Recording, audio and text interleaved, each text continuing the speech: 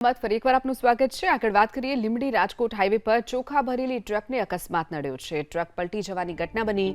ઢોર સાથે અથડાયા બાદ ટ્રકને અકસ્માત નડ્યો।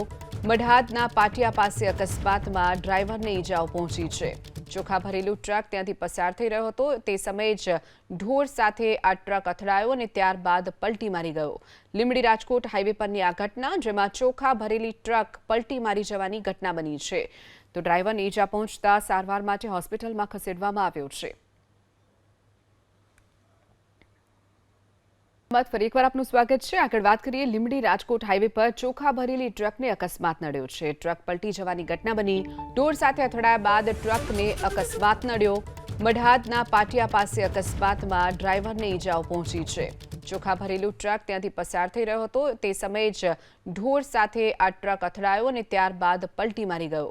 લીંબડી રાજકોટ હાઈવે પરની આ ઘટના જેમાં ચોખા ભરેલી ટ્રક પલટી મારી જવાની ઘટના બની છે।